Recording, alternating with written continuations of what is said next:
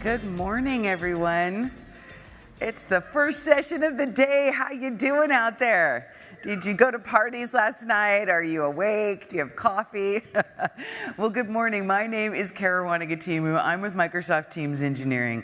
And myself and my special guests are going to take you through this morning some scenarios to realize the value of Microsoft Teams. So we're going to focus on the business outcomes that you can drive with this product and the rest of Office 365. Every time I talk about Microsoft Teams, I always talk about how it is better together with all the other components of Office 365, Teams in SharePoint, Teams in Yammer, Teams in Planner, Teams in Power BI, Teams in all those awesome workloads like Stream that are inside. So we're going to really talk about how these can work together for business this morning. And I want to also take a moment to say hello to our live streaming audience. Everybody say hello, good morning, yay! Little energy, people, thank you very much. Okay, every session at Ignite, even theater sessions, are being live streamed, so we're very excited for that because it makes the content accessible to a wider group of people. So we're really happy that the crew is doing that this year. This is one of the most important slides in this deck, and I put it up first, unlike other speakers putting resources at the end. Yes, take out your phones, take a picture, because this is the resources that after you go home and you've forgotten everything that we overwhelmed you with in the next 3 or 4 days that you're here, you'll be able to get started again. What happens after Ignite is arguably more important than what happens here. We want to inspire you, we want to educate you, we want to answer your questions. That's why we come, that's why so many people from engineering are here, as well as our marketing partners. But what you do when you get home is what we want to empower. And so at the bottom half of this slide is the Office 365 Champions Program. That Champions Program is a combination of free monthly calls and early release content that will help you drive adoption of Office 365, build your skills as a professional in this space, understanding how to do service management and user adoption. And it's for business people, it's for IT pros, and for what I call the occasional developer, or the accidental developer, right? Somebody has to write a script here and there, this sort of thing. And we will have rotating content from all of the workloads in Office 365, not just Microsoft Teams, to help you get more value from it. And we have a dedicated forum on the Microsoft technical community where you can come and ask your questions, and most importantly, learn from each other. Because while you may learn a thing or two from me today, you're really going to learn from the people that you meet here and the people that you build relationships with in this business and around the world who are dealing with the same issues you are. So I encourage you to sign up for that so that you can get in the program. I will tell you that it is not completely worldwide yet. There are a few countries, several countries that are missing off of the drop-down list in the sign-up. If your country isn't there, don't worry, it will be soon. And we will also get the information to you through a variety of other channels. So I wanted to put that up first so that you're aware of how we're going to continue building this education that you're going to learn today. Of course, for Microsoft Teams, we have a lot of sessions, as I'm sure you've already noticed.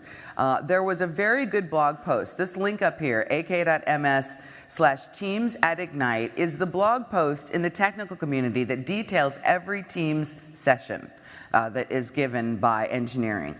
And so really, we worked so hard to put all this content together in a cohesive way and be able to organize it so that you would be able to make sense of it. Because, you know, with over 2,000 sessions here, there's a lot of content. So if you go to that link, you'll be able to see this after the fact. And of course, because we're streaming these all, they'll be available video on demand as well. So if you don't get to something now, you'll be able to go back and look at it later when you go back. Because if you haven't noticed, my focus is on what happens when you leave this place, right? Because we know what's going to happen while you're here. You're going to walk too much. I commend you for making it all the way over here if you're not staying in this hotel. Yesterday, I put 8 miles on my pedometer, and so I'm just happy that you made it. All right, so now let's dig into the content. How many of you are already using Microsoft Teams? Only most of you. Okay. Are you using the mobile app? Put your hand up if you're using the mobile app. Okay, that's great. So if you didn't get a chance to see Lori Wright's keynote, she will tell you about our vision for intelligent communication and collaboration. I'm going to tell you about the fact that Microsoft has been driving collaboration solutions for a very long time. My background is as an IT pro. I worked in Microsoft IT as well as Skechers IT as their chief SharePoint architect. I have a long history with SharePoint and groups and Yammer and all that stuff, as well as Skype for Business. And what we're doing here is we're essentially, in many respects, solving a problem that we created. There was, we heard from our customers, a fragmented collaboration experience. You had some stuff in SharePoint, you had some stuff in Outlook, you had to go to custom websites. How many of you have to have more than 15 browser windows open to get your job done, right? Okay, that, and I talked about this a little bit in my session yesterday, but that is called context switching, when you have to hop around to all those different experiences. And it's not good for your brain. There's a science behind user adoption and change, and it will tell you that your brain really needs some consistency to get into what we call the deep flow state, where you're really, we've all felt it when you're in the groove and you're getting a bunch of things done, right? That's that optimal state. Well, Microsoft Teams is really the new center of gravity for your collaboration and communication experience. It is designed to bring many of those workloads together. Now, some of you will ask me, well, then why isn't my email in it? I know. I'll tell you, I know someone's going to ask that because someone always does. And what I will tell you is Outlook is an amazing tool. Right? It's an amazing tool. And we are working on different integrations to again, build what we call connective tissue between the workloads. Remember, the product is a bit new. Now, it is maturing faster than any product I have ever worked on. How many of you are using Skype for Business, either online, okay, or on-prem? Anybody using Skype for Business on-prem? A few people? Okay. Many of the capabilities that you've been waiting for to make your transition to Teams have landed. They are here, all right? Because not only can you collaborate, but you can communicate, you can customize and extend the experience. And for anybody whose implementation is a little stuck by a security review or trying to understand the governance, we've just updated our governance article on our main site, which is called successwithteams.com. That first picture you took, one of the pillars there is our main documentation site. And you can find out all you want to know about the governance of the product. But suffice it to say that it's governed by Office 365 and the security and compliance capabilities. If you look at my session from yesterday, I had Nishan De Silva here. And he did a demonstration of being able to manage the team's workload in the Office 365 Security and Compliance Center. So if any of you have concerns or questions about that, you can look at that content later and it's available online. So working with confidence is important because this change, even though I've just spent 7 minutes probably talking about the technology, isn't about that. The rest of this session is going to be about empowering people. That's what this is about. I love the bright, shiny new objects. I love the new features. I'm a geek at heart. But why I really get up in the mornings is because I absolutely believe our mission, that we want to empower every person and organization to achieve more. Some of us don't think that's slideware. Some of us don't just think that that's a mission statement that comes from a corporate talking head. We believe it. And there's many of us who believe it who work in Microsoft Teams. And so we want to make sure that you have the skills to go talk to your business stakeholders. That is the secret sauce of driving adoption and getting value, not only of Teams, but also of Office 365, is understanding the pain of your stakeholder. What are they going through, and how can you help them? Now, a fun way to do that, whenever you want to understand other people, is to understand yourself first. You can take a little quiz here, and this is a little tool you can take home with you. When you're doing these sorts of presentations, sometimes they can get a little heavy, maybe a little dry. Yes, I have been called boring in my time.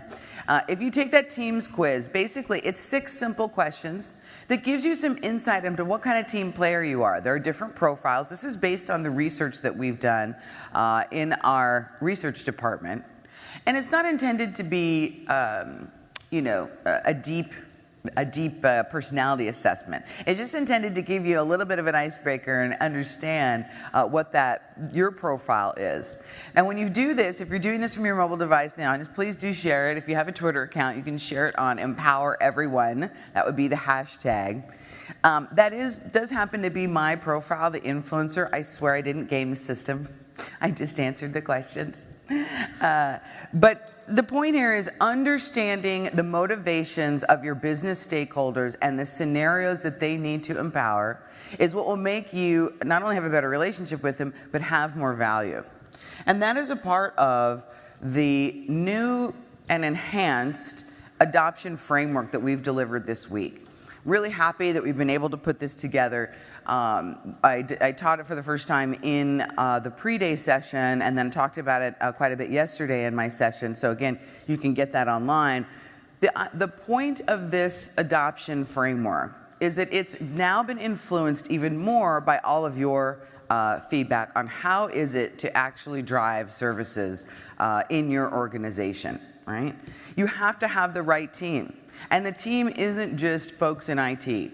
It's a technical team, but it's also a team of folks who can communicate and or work with business. Many IT departments, as they embrace an agile service transformation, are adding roles like business engagement manager. I used to run the group of business engagement managers in Microsoft IT, and they were assigned to different departments. We had some for HR and some for sales and some for marketing because we're a very large organization.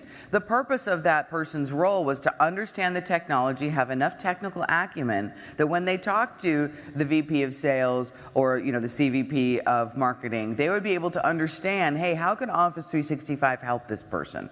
Right? That's the art form of business solution architecture and the art form of applying this technology and getting more value out of it. So that's actually the second section here. You're going to align business and technical needs. And so we're going to talk about that part today, right now, in this deep dive.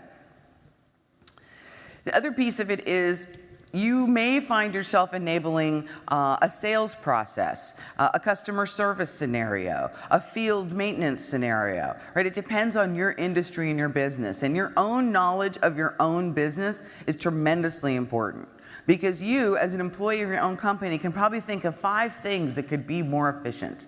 Right? One of the things I worked on the team who ran the migration of SharePoint to the cloud for Microsoft. And the first thing we thought of was how much more efficient employee onboarding would be. If all the documents they gave you in the cloud. Now this was many years ago now, but it used to be an employee onboarding. They gave you a machine, but they also gave you a USB stick, right? And what would happen is those documents in that USB stick would go out of date. So you would onboard, and I'll tell you, the first day at Microsoft, when you're a Microsoft employee, it's like being called up to the mothership, right? It's like, oh, I made it. Oh no, I'm here. This is really happening. Wow. And then they hand you a USB stick with stuff that's out of date. You're like, what? But this is Microsoft. This can't be happening. So, it's things like that, and of course we fixed that. Now they show up on your OneDrive, they're on a SharePoint site, right? There's all sorts of cloud solutions that solve that problem. But whenever you are experiencing friction as an employee, that's where you have an opportunity to do some good work. So knowing your organization, starting with simple scenarios like the one that I just detailed, and then highlighting those wins. We took that win to the head of HR and said, look, we did this small thing that made employee onboarding better. Just think of what else we can do if you will partner with us. Let's take it in small bites. And you build that relationship with that business leader and they start to trust you. The most important and often never discussed thing about technology implementation that makes it work is trust. Between you as an IT professional and that business leader who's going to bring you into their space, take a dependency on you, and hope that you can help them drive their business forward. Right? The most important thing anybody ever does is trust me when I tell them how to do this work. But there's a math to it almost, right? So this is from the framework document. Now in October, we are going to release an enhanced and deepened adoption kit. And it's going to be full of capability worksheets. And in a simple way though, because one of the things that Microsoft does, and I love Microsoft, but sometimes I remember being a customer.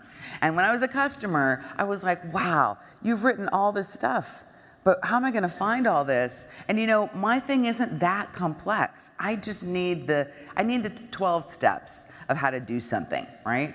And so what we're trying to do is walk that middle road. We're trying to empower people who have kind of straightforward scenarios, and then as you have more complex scenarios, like maybe a hybrid case for Skype for Business to Teams, or a very difficult integration between a line of business system and our products, we will help you with that too. But there's many of you that we feel like we can empower by simply giving you some easy to access tools to do this work. So this is the framework for actually how you map a scenario. A scenario has a human in it. Scenarios don't start with a technology product at all. They start with the human need, and that human wants to do something. I'm a new employee, and I want to see the cool, annual report, right, in a digital format, right? And I'm going to do that using Word or Adobe or something like that. And I'm successful when I've learned more about the company and I've seen up-to-date information on my first day without anyone handing me anything, right? That's how that needs to flow. This one happens to detail on this slide, a sales management scenario, very common. So you'll go and you'll talk to people in your organization and you'll have this in the back of your mind. And the very first thing I ever do when I'm talking about a Teams implementation is I say, tell me about your business. How's it going? And then I just stop talking for a while. I let them tell me what's wrong in their business. And I don't tell them about all the solutions, and I go away usually, and I come back and I actually build a demo for them of what I think will work. Visuals are extremely important in this work. As you do this for an organization, or you do this for a particular department that you're working with, you need to map the scenarios based on complexity. Okay? So there's a difficulty in building them, and then building them and or rolling them out, depending upon the size of your organization. And then there's the impact that this change is going to have, right? You want to start with the ones that have low difficulty, but the highest impact possible. Because those are your scenarios that you will then use to go evangelize this transformation to other groups.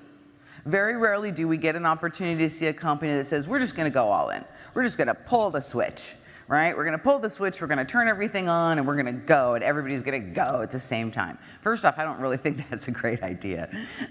Secondly, it just doesn't happen. So what you have to do is you have to entice people to come along and realize the vision that you and we are painting. And those key wins are how you're going to do that. So that's kind of the context of why scenarios, how scenarios, what is a scenario. And we have some different examples that we're going to go through this morning. And I'm really happy to have one of our esteemed MVPs with us today as our guest speaker. Lauren, you want to come up to the stage? Thank you for joining us today.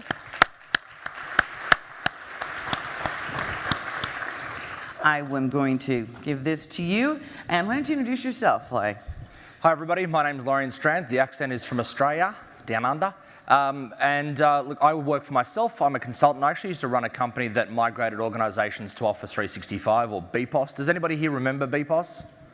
A few hands? A few That was the predecessor to Office 365. So we started off with just Exchange migrations, but now I actually work on my own, working specifically inside organisations, helping them understand how they can use, I guess, the platform of Office 365 to actually drive meaningful change, not just IT-based change of lifting and shifting workloads to the cloud. So with Teams presented a new opportunity for a lot of the clients I work with, in that it surfaced all of the components within Office 365 into one, one platform, one app hub. So the first example that I'm going to go through is a regional council. So a council, I guess our terminology for any US folks, I think it's county equivalent. So this is about 1,200 users in, I think, northwestern Victoria, which is the state that I live in. Looks after about, I think it's 2,000 square kilometres of people. And it's actually one of the oldest towns in Australia. So you can imagine that people who sit in councils, who sit in public sector, often are kind of wedded to their ways. They've been there for 10 plus years. This is how we've always done it. One of the things that I was quite surprised about when I went into their offices was seeing, I can't even remember how to call them now. What are those things you put papers into? Does anybody remember that? Folders? Yeah. So that was, it quite surprised me. They had folders in their office going back to, even the late 90s. I'm like, why is all this paper in here? Why do you need this?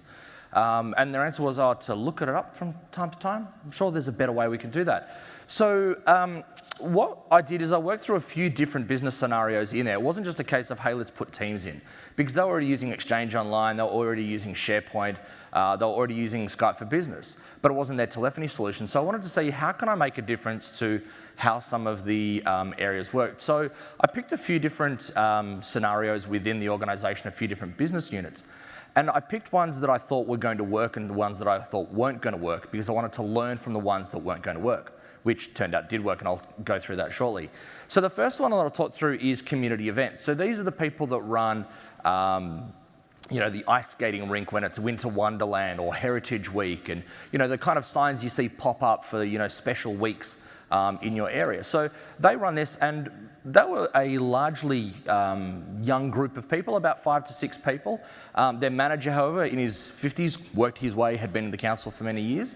But interestingly enough, the oppressor of their technology wasn't actually the IT department, it was themselves. They just didn't know how to change the way they worked. They used email, they were barely using Skype for Business. They were sending email attachments around left, right, and center, the way they managed their tasks. And you can imagine project management through an Excel spreadsheet. It was actually quite a painful process. One of the things they also found is they had desktops. They didn't actually have laptops. So when they were out in the field, they actually weren't able to really communicate back and forth. So they'd call, got voicemail, okay, I guess I'll just get back to them when I'll get back to them. So one of the first advantages for them was a mobile app, because when I looked at the business scenario, it's like, you're out in the field, you're working with external contractors who are setting up these events for you. You want to be able to communicate, you want to be able to take photos, you want to be able to chat or bring up information like schematics of the layout. So the mobile app was a really important experience for them. Now, going back about 12 plus months ago when this was done, the mobile app didn't have as many features as it does now. So some of the things we saw announced this week, like the ability to annotate, will be an even better feature for them.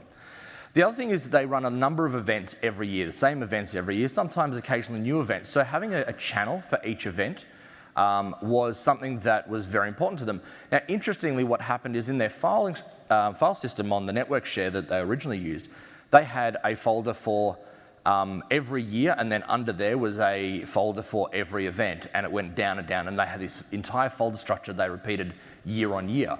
So when we looked at moving that to channels, instead of doing the same thing and just having these channels that would just become useless after 12 months because they were the previous years, we thought, how about that event that you run every year? Let's just give it its own channel. So that way, when you want to look back at last year's event, you can just scroll back, or you can do a search and find it all in the one place.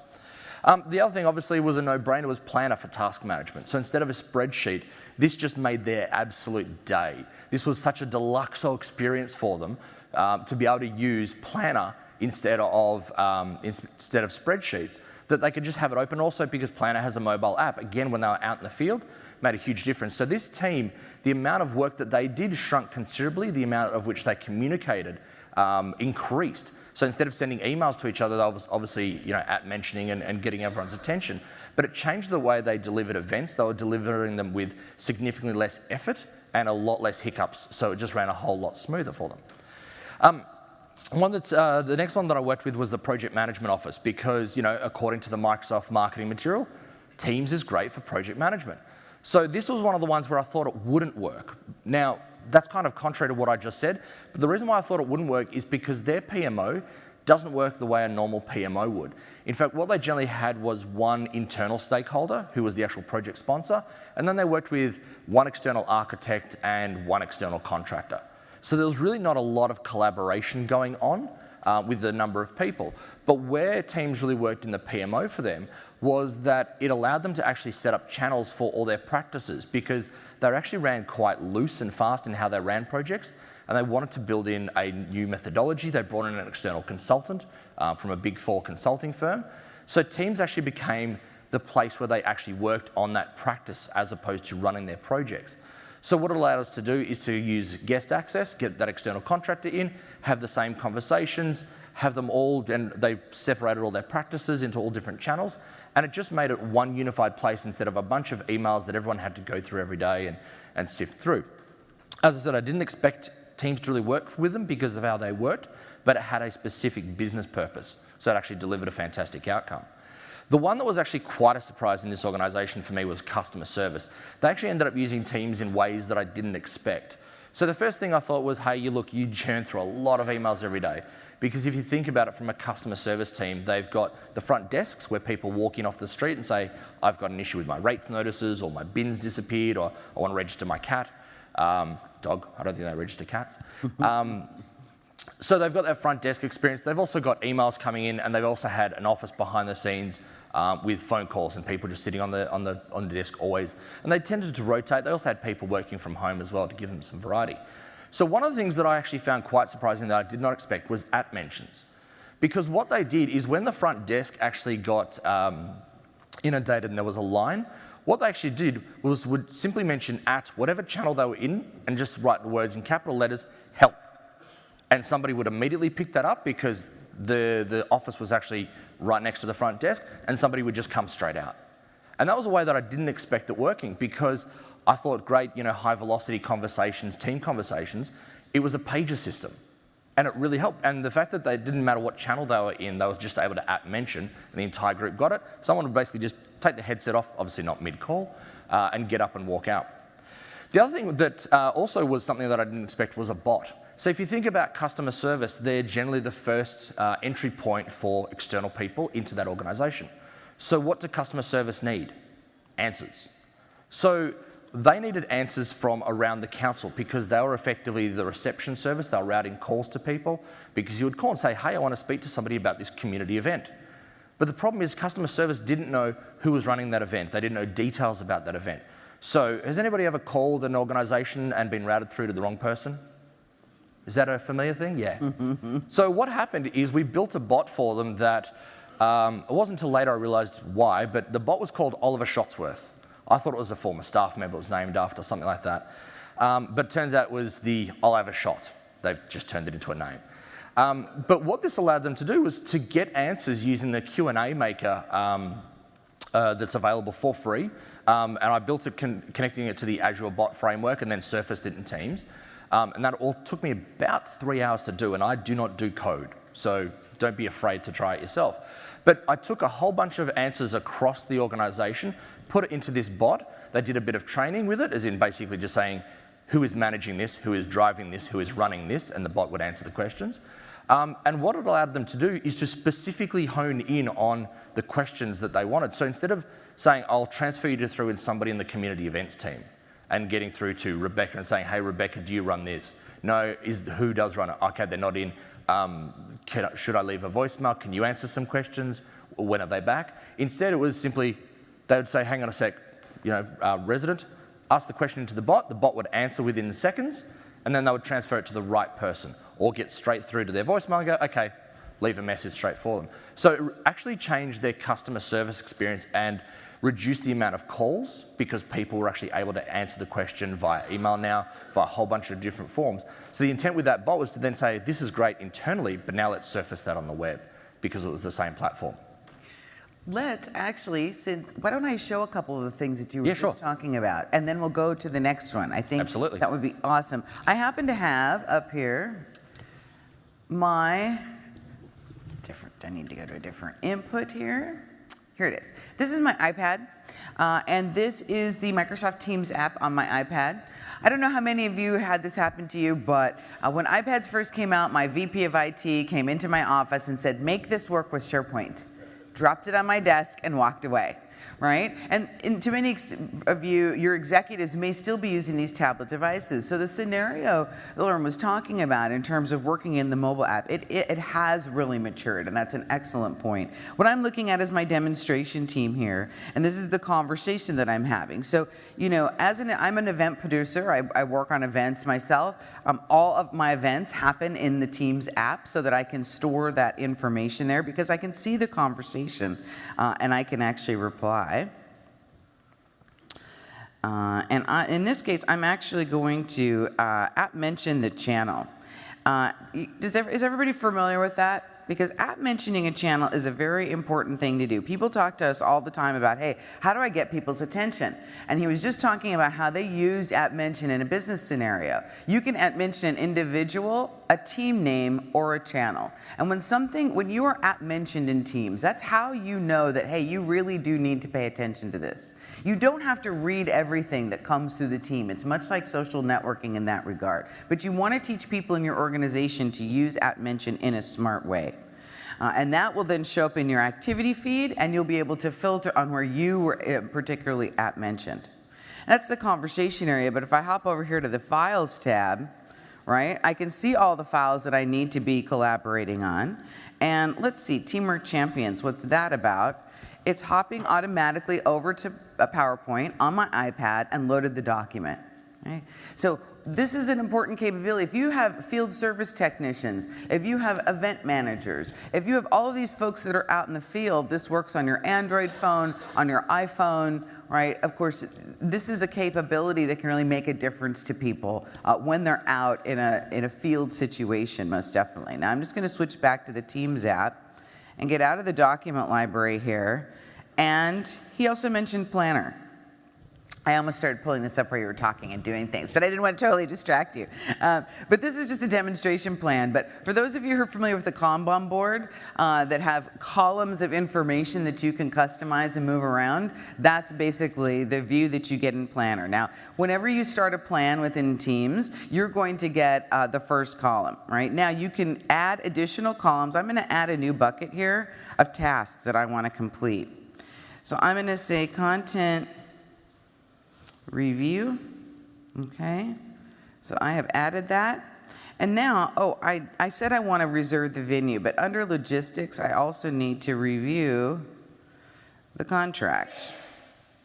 Hey, these are simple tasks that I'm putting in right now because we're doing a demonstration. But Planner has also evolved. It supports subtasks now. You can have checklists inside your individual plan task items.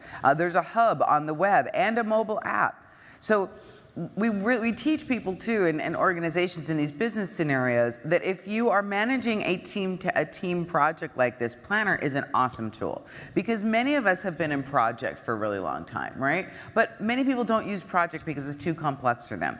They don't have a formal PMO, right? If you're running a formal PMO in a very large company similar to Microsoft or even anywhere above 20,000 people, right, then that structure of having Project Server can be extremely good for you because you can do resource loading and upload them on all the same places, and it's really fantastic. But many of us just need to run simple projects and keep a few things organized, right? Even if there's a lot, and that's what Planner is for. And with the advent of this mobile experience, it's a great thing to be able to do this on the go, right?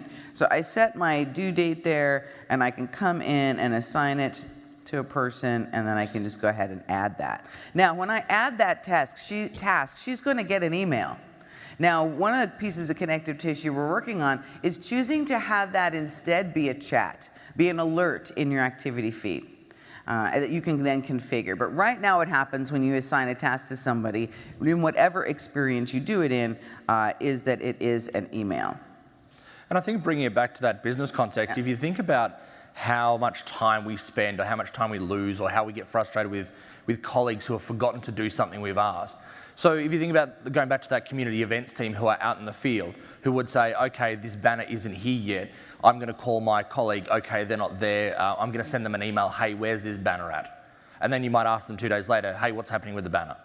Oh, okay, well, they didn't get it because they're flooded with emails in their inbox.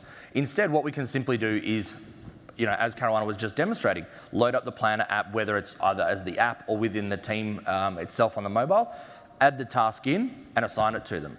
So it's not so much that they'll get an email, as Caruana mentioned. Yes, it will go into an email, but if the team is working together and they're using the product the same way, they'll see it when they go into Teams as well. They'll see it when they go into Planner as well. So it just really cuts down all those little bits and pieces of information that can get lost. It's something that I've seen. I've sat there in offsite management reviews where I'm sitting there and assigning tasks to people because it gives accountability. It ensures that work doesn't get forgotten because it's just gone into our inboxes or it's sitting in somebody's OneNote as an action item. Absolutely. Let me do this for you and go back. I reserve the right to demo while you're talking. Sure. So another example is an SMB, but a global SMB. So this customer has actually been on Office 365 since BPOS days. So they're one of my early customers. And they had tried everything in the Office 365 stack. What was interesting though, they had actually started going outside of the Office 365 stack because it didn't deliver everything that they wanted. So they went with the naughty word, I think I have to put money into a swear jar for saying it, Slack. Because they wanted a way for the global teams to communicate more effectively. So as I said, there's only about 100 people, but they're global. So they've got people in Vancouver, they've got people in Chicago. This organization operates a dial before you dig service. So have you ever had that scenario where the gas main's been cut because someone was doing something in their backyard? Had that? These guys have the signs that say dial before you dig. So what they actually have is online software, they've got search, they've got a call center. So they've got a variety of different services they provide. So for them, they didn't want to keep scaling and growing and adding more people to serve the global footprint. They wanted to do things smarter. So the first thing was the sales team. That while they have people in Vancouver, there might be one person or it might be two people. So they wanted a way for them to work together and not be disparate. Because is anybody here a remote worker who doesn't work in the office with their peers? A few people? Is it a bit isolating? Because it's really easy to fall out of sync if you're not communicating regularly. So this is where teams change things. Well, originally Slack for them, but they found that Slack was another tool that they had to go to because they were also using SharePoint for files. So what this allowed them to do was to work together on a global sales approach, not just the Australian sales approach or the American sales approach. It allowed them to share products and insights and really work together so they had the one same message. The development teams, anybody here, I guess, operate a team of developers? Do they have Slack? Yeah, will you take it from their cold, dead hands? In this instance, the developers actually were the ones saying, give us teams, because they didn't want to have a Slack tool, a SharePoint tool, an email tool, a Skype tool, and all these different tools. So Teams gave them that one canvas that they could work from. And it just really made it a lot simpler for them. And it was actually, as I said, the developers who made the choice to switch away from it. And the other one is that they also worked with the call center team. So again, it streamlined the way they worked.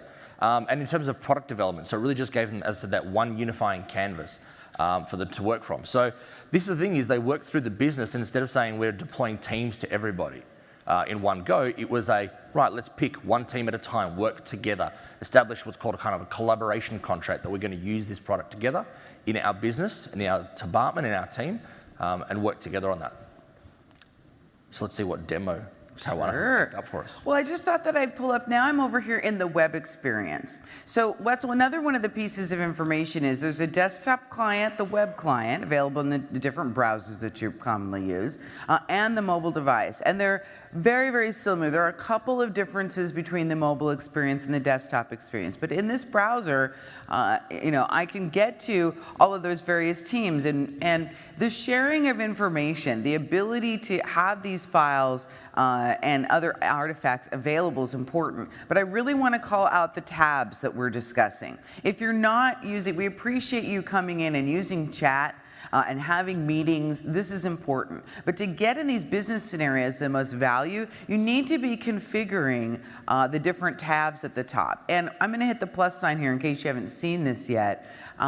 So there's a tab gallery here. Now, your IT department or you may have turned some of these off, right? There's a process that you go through by which you review these apps. But we very much hope at least these top ones here, many of which are from us, you will leave on because they're the other workloads in Office 365. But you'll also notice, and this is one of the things that folks who make the transition from Slack really like, is that we have many other apps that are built and are continuing to be built for this app store. So we realize it's not a Microsoft-only world. Some of you may are using Adobe Creative Suite, using things like Flipgrid or Zendesk for ticketing. There's a lot of other apps that are available. The point is that you can select these, configure them, and pin them here at the top with relevant information. This was a team that I made to teach my Office 365 pre-date. So I had polls and quizzes that I was giving within that class, so I just pinned them here. I had the plan for the adoption, service adoption plan that I wanted to share with everybody, right? And so I pinned it within it. And so you can just continue to pin these relevant pieces of information here, including other SharePoint site document libraries. So if you have existing SharePoint sites and you want to integrate them, you can pick a document library from another location by simply pinning in a link. So, you don't have to move the documents if you don't want to. You can integrate them here. There's a conversation to be had about your old SharePoint sites and what you want to do with them. But the point is that you're able to do that integration as we're talking about it. And the last thing I want to show is relevant to this idea of bots. So one of the sessions that we showed at the beginning is called a bot in 5 minutes, and it references that Q&A framework that you were talking about. I feel bad. I did mine in 3 hours. That's 5 minutes. I know. Well, we did have a few people working on it to get it down to 5 minutes. So, there are some advantages being in Redmond. But the idea is that bots can help automate a lot of those common tasks. They can also help you organize information. One of the frequent things we hear from people using Teams is it starts to become a flood of information. That's why I mentioned app mentioning, because app mentioning is very important to controlling it. But you also want to organize information that comes from outside your organization. I always, in a team, for the most part, make a channel called, I call it the social hub. You can call it anything you want. That's what I call it. And I use the connectors here that are available to pull in information from my favorite blogs, from my favorite Twitter feeds, and I can pull it all in one place, right? And that means I don't have to hop out to at least a few of those browser windows that I had to have open because I'm able to simply pin in a link. If you go to the Microsoft technical community, every single blog has an address, an RSS feed, and you paste that right here in this area and save it, and then you can also pick how often do you want to be alerted if something is happening on that blog or from that Twitter feed.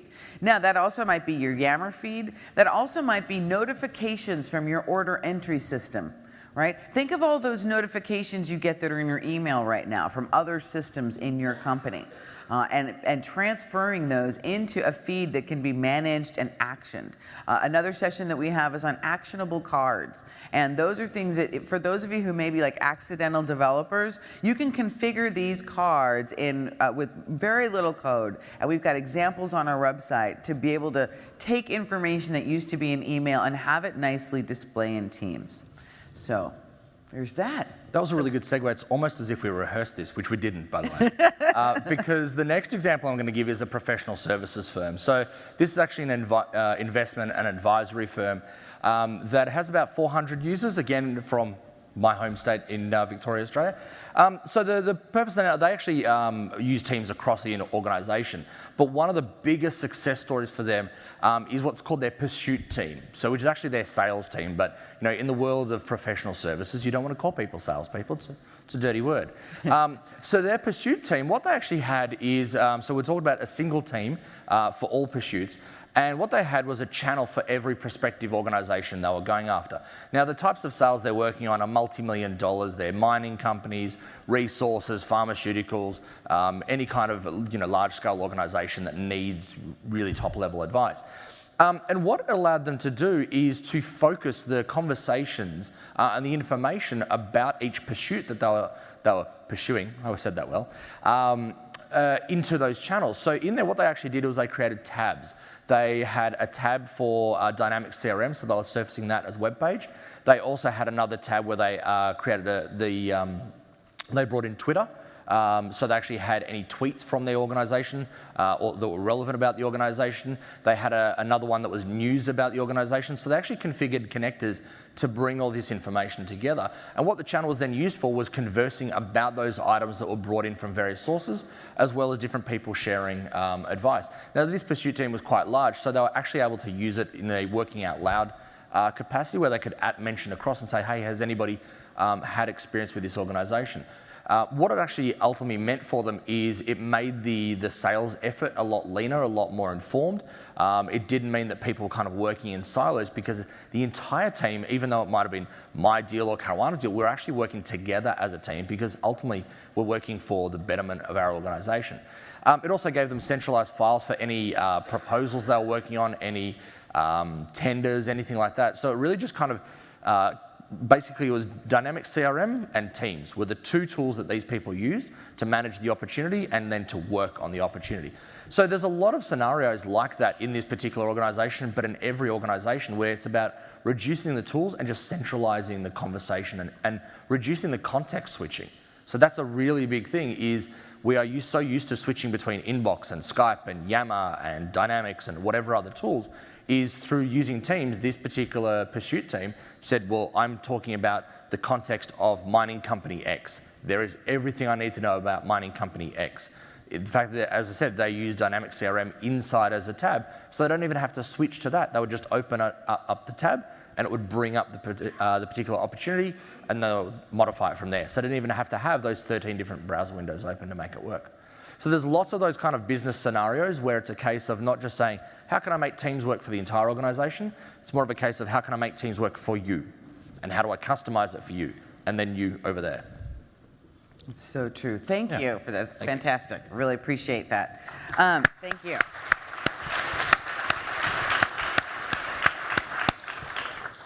So the way that Microsoft can help you with this is by using our breadth and depth and scale to provide you with some templates and capabilities to apply this to your own business. And so I have a couple of announcements. Yay, I actually get to make announcements. Usually I don't do that, but hey, it's Ignite. Everybody's making an announcement. I need to get on the announcement train. So I am going to announce these capabilities. So wonderful gentleman, Vishrut Shukla, from our team in India, led a large team of folks to do research and design over 96 different scenarios in 12 different industries that will be available to all of you so that you can understand how to apply them or maybe alter them just a little bit for your own business. Now, the way to get these scenarios is to engage with us at Microsoft in the community through your customer success manager or your account team or through Fast Track.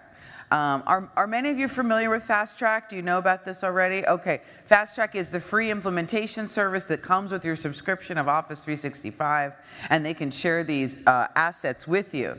The idea here is that we did research in these various industries to understand common scenarios. And I'm going to show you one, an overview, a summary overview from the airline industry. So what we were doing was we're saying, all right, these are 7 primary scenarios that happen in the airline business. Irregular operations. The plane is late. Anybody's plane late on the way here? My entire panel was late for my pre-day. That was exciting. I thought, oh, they just had Teams. Maintenance, repair, and overhaul, delays due to de-icing, reporting obviously needs to happen across the organization, brand loyalty. They do many of these loyalty programs, flight overbooking, and yet another day. So the thing I like about this list is whether or not you're in the airline industry, you can look at this information and get inspiration around how you might apply this, especially yet another day. It's very important from a persona perspective in your organization, you understand kind of the daily activities of the typical kinds of folks that are in your company. Now, in our showcases, we highlighted all of these apps shown over here on the right, and we detailed information about these personas that are shown at the top. So there's a kit that comes for each of the industries and each of the scenarios that are going to be available. And it comes in 2 formats. There's a PowerPoint version with text that you can actually take and edit yourself and do other work with. And then there's the visuals of how we brought the solution together that's actually a visual document that you can click through. So for instance, here, example scenarios. Communications of flight status. That is done. Dedicated channels are created and staffed by flight. Now, this is some of the stuff that you'll notice to actually make these scenarios work really well. You need some automation because you're not going to have a human go in there and put in the flight numbers for every single flight that's happening, right? So I hope you go and check out my colleague Ori Hatch's session on IT Pro capabilities. They're going to talk about PowerShell and provisioning and lifecycle management and all of that great stuff. It's on the list that I showed at the beginning. But those tools are what are going to allow us to do these kinds of scenarios at scale. Right? You want to be able to control the creation of teams through an automated process. A flight number is assigned in a back-end system that kicks off a workflow that creates this channel in this team. Okay? So, but then it's humans having this conversation. people in the mobile device, down on the tarmac, people up at the gate, people in flight operations, centrally, this sort of thing. De-icing queue visualization, passenger loading, is that gate closed or not, and flight closeouts, that sort of information. So being able to have all this, there's lots of additional scenarios that are available through this now. And we hope that this is going to give you a starting point, because mapping business scenarios is a bit of an art form, right? It's conducting the interview, it's asking the right questions, it's inventorying those existing tools. That can take a lot of time. And if you're in a small to medium-sized company, you may not have a very large IT department or user adoption department. You might be a department of one, like I was at Skechers for a long time. That means every tool in your Arrow is helpful to move you through this process more quickly.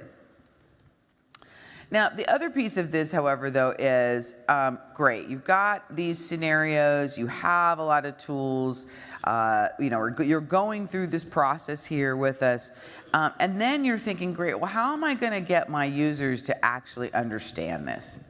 And we've also done some great work there. So now I'm going to show you here this team called the Teamwork Champions team. So this is one of these, a template that I like to build in every customer's space that I work in. I usually build two teams. Actually, I build one team that's called service management, either Office 365 or Teams deployment. I feel very strongly, and we've seen it be very successful, that if you plan teams with teams, you will be a better connected collaboration improvement group of folks as you do the work. So I always create that one, but I also create this Teamwork Champions one. And this is the place where the people who are going to help all your other users on board can come together and ask their questions, share information, do the knowledge sharing that we were just talking about a little bit earlier. And again, going back to being able to pin these tabs. So this is an example of what we call the custom learning site. Custom learning for Office 365 is going to be available to all of you for free. It is a site template that has all of our Microsoft training materials organized in one place in a way that you can configure for the workloads that you happen to be using. I'm going to hop over here. And so what we've done basically is, do any of you have like training portals in your organization already? Okay, so for those of you who already have a training portal, this comes in two parts. Oops, let me expand that again. This comes in two parts, both of which need operator intelligence to run. Okay, here we go. Let's give this a shot. Alrighty then. It comes in two parts, and one of those parts is a web part. There's a web part that allows you to have your browser freeze. It allows you to have your browser freeze because that's really cool to have happen in front of 1,000 people. Hey, let's go back over here. This is called a backup plan. All right. So the web part basically allows you to configure it and just drop it on your existing training portal. So if you have an existing training portal, you will download this web part. The web part has all the content aggregated by the product name. So if you're using, for some odd reason, a different product than OneDrive, you can turn off the content that's about OneDrive. All of this content is streamed from the web, so it's constantly up to date. Right, and that's very important because these products, and especially ours, tend to change very quickly. And one of the reasons we actually don't allow people to download our content is because we do update it quite frequently. So in this way, you're able to see the information without having to download the content itself. And I am just determined to make my browser work over here. So the other piece of this is you can customize this as well. So if you have the web part, you can put it on your own site and have that information available to you. But also, we've given you, if you don't have a training site about Office 365, we've actually put together some information that is about each of the products, right? And so consequently, we want people to know how to use the products in the context of their day, not necessarily the context of what we want them to think about the particular product. So our framework for that is called your digital day. And basically what we're doing is we're saying the pieces of Office 365 can come together for you depending on what you're doing in your day. In the morning when I wake up, the very first thing I do, besides turn off my alarm, is look at my mobile device. I look at my mobile device to see, has anything about my schedule changed since last night? Because that happens, right? Because guess what? What I have to do that day and who I'm going to see determines what I have to wear. So I need to know what's happening and where am I going to go to, right? Am I driving to the office? Am I working from home? Am I taking a call from Europe? What am I doing? So I do that in my activity feed, and I look at my calendar in Outlook Mobile. Right? And then I'm checking my projects, I'm checking my planners, I'm going through this process in my day with different pieces of Office 365, and then of course I'm using either Skype for Business or Teams to have those meetings. Right? So you want to do learning in the context that matters to the user, not us as technologists. Right? So putting in the context of their day is super helpful.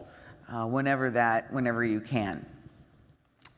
So custom learning for Office 365, you will be able to download this package. The package for the site itself is an open source package, but it's really simple to run. It's a couple of lines of PowerShell code. You do have to be an IT administrator, an Office 365 administrator on your tenant to install it. But once that's done, your IT department, if it's not you, your IT department can do it for you, and then you can go and configure the rights and permissions. We will continue to release updates, but those update packages will respect however you customize the site. Right? And so as we add content, and here's the other thing, you can configure this with your own content. Maybe you have a process in your organization for time off requests, vacation, submitting expense reports, right? You can add your own content to this experience, and it will allow you to bring all that together in one place. And again, any changes that are made will be respected as you go through the process. So having custom learning for Office 365 available, we really think is going to, again, speed your time to value for the products that we know are changing very quickly. We hear your call, and I remember being a Microsoft customer. I'm like, oh, you've got so much stuff, but it's everywhere. Right? I used to have this little folder of all of these links that I had of Microsoft content that I had to go and find. Right? One of the first projects I had in SharePoint was building a training portal for our sales team that was out in the field. Right? I wish I would have had this then, which, by the way, is why many of us came together to build this, is because we remember being customers and what it was like. And we wanted to drive some simplification in this situation. Plus, we're already creating these assets, so you should have them, right? It's very important. So as you go back now and you think about what it is that you want to do, I want to take this back to the business scenario here. Let's go back over here for a moment. So you've had some examples of some scenarios. There's the training scenarios, there are these business processes, customer service, but remember this prioritization, okay?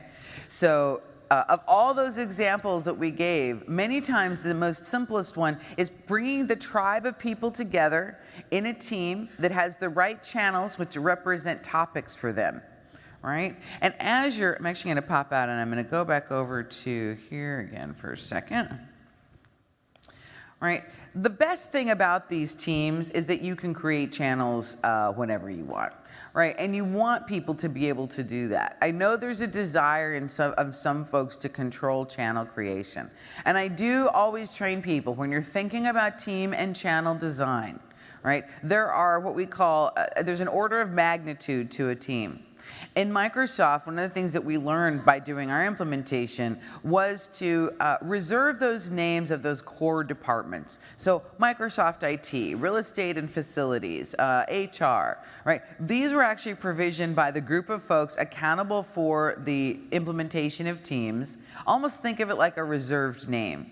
Right? And then additional divisions had additional names, and we were able to have a bit of structure to the team environment. If you have a little bit of a green field, if you're new to Teams, put a little bit of time. Take the planning documentation that we have and think about what some of those organizationally structured teams should be. But the true power of Teams is in one like this. It's a launch team. It's a cross-organizational group of people trying to deliver a common goal. Right? And then you can let them name that themselves with obviously the appropriate governance, and they can begin to do these integrations that will enable them to work together more simply. And this is actually an example of what it looks like to put a stream channel inside of Teams. So think about employee onboarding. Think about those capabilities I was mentioning to you earlier of transforming that onboarding experience. Or oftentimes what I tell folks to do is if you're a project manager, the most important thing you can do is keep people focused on that common goal, right? Including the scope document, the spec document within these tabs is a super useful way to be able to keep everybody on point with what's going on. And then when you're having your meetings and you're able to do your project meeting from Planner within Teams and people are just updating things from their own area as you're meeting, well, that speeds up your operation, right, a lot. So as you do that, that prioritization becomes really important. Don't overthink it, right? And take it in phases. So the successful implementations that we see also take these lists of business scenarios, and again, they pick those that are high impact but low difficulty, like bringing everyone together that we keep talking about, and they test it in an early adopter program in their organization. And those early adopters opt in because they're interested in that technology. You know, they may be the very people who are bringing unapproved tech into your organization. So you want to really get those people on board with something new and let them test it out and give you feedback. And then you take that feedback, as Lauren was mentioning, into your next project, and you just keep getting better as you go through this. So, you know, being able to help people in that way is super useful. And I'm going to switch down here. So you're going to take some next steps. And I'm going to give you a call to action for something else also. Do all of you know that there is a diversity in tech track at this conference? Does everybody know that? Okay. Some of you may think that doesn't apply to you and it doesn't make any difference. But I'll tell you, diversity is not about what we think it is. It's really about getting the most from your technology investment by having people in your organization that think differently, that bring different perspectives or socioeconomic backgrounds, that can help you drive innovation out of your technology implementation, right? There's a huge batch of research that talks about the innovation that is driven by high-performing, diverse teams.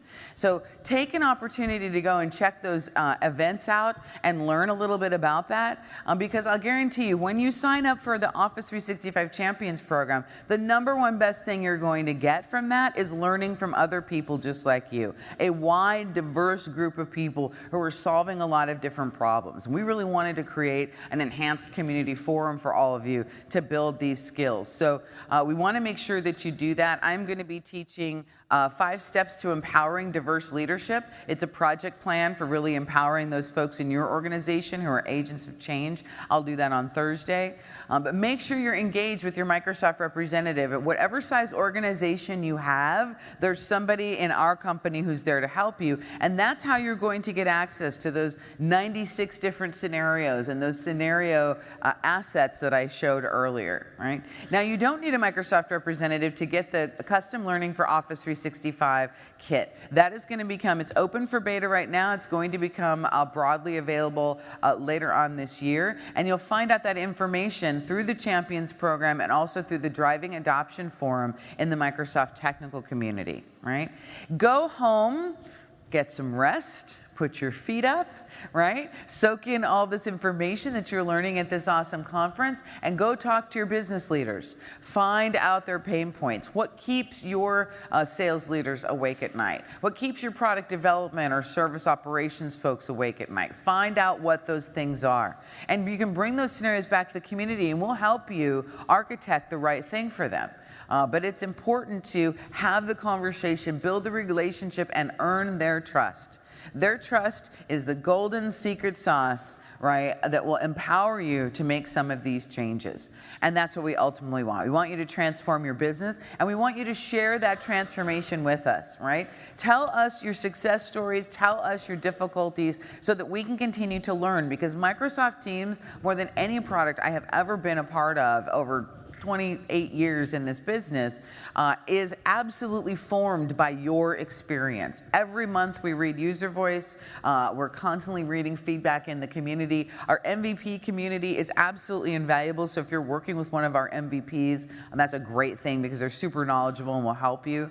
But that feedback really is shaping and changing what we deliver and the features that we deliver in the product. So it's an exciting time to be in Microsoft ecosystem, and you know, it's an open time, and I like the fact that we're really living Satya's vision of trying to empower all of you and get this work done with fun tools that work everywhere. So I'm always here to help you. You can find me out in those communities, and I really want to thank you for being here with me today.